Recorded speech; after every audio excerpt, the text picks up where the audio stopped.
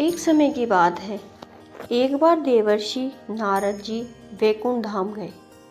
वहां उन्होंने भगवान विष्णु को नमन किया। नारद ने श्री हरि से कहा, प्रभु, पृथ्वी पर आपका प्रभाव कम हो रहा है। धर्म पे चलने वाले लोगों को कोई अच्छा फल नहीं मिल रहा है और जो पाप कर रहे हैं उनका भला हो रहा है।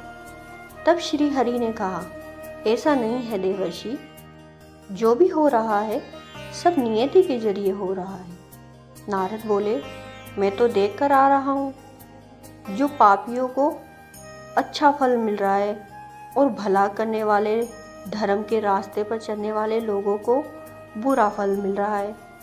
भगवान ने कहा, कोई ऐसी घटना बताओ। नारद ने कहा, अभी मैं एक जंगल से आ रहा हूँ। वहाँ एक गाय दलदल में फंसी हुई थी। कोई उसे बचाने वाला नहीं था। तभी एक चोर उधर से गुजरा और गाय को फंसा हुआ देखकर भी नहीं रुका और वह तो उस पर पैर रखकर दलदल लांघकर निकल गया। आगे जाकर चोर को सोने की मोहरों से भरी एक थैली मिली। थोड़ी देर बाद वहां से एक वृद्ध साधु गुजरा। उसने उस गाय को बचाने की कोशिश की, पूरे शरीर का जोर लगाया और उस गाय को बचा लिया।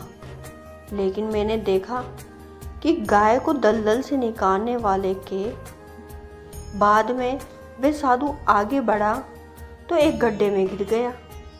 प्रभु बताइए, कौन सा न्याय है? नारद जी की बात सुनकर प्रभु बोले, ये सही ही हुआ। जो चोर गाय पर पैर रखकर भाग गया था, उसकी किस्मत में तो एक खजाना था, लेकिन उसके इस पाप के कारण उसे केवल कुछ मोहरें ही मिली।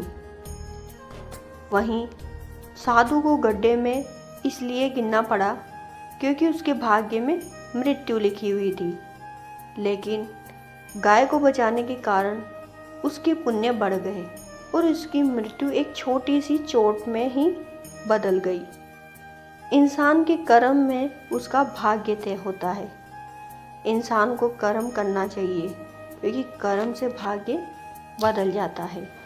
अगर आपको ये कहानी अच्छी लगी तो प्लीज़ सब्सक्राइब कीजिएगा।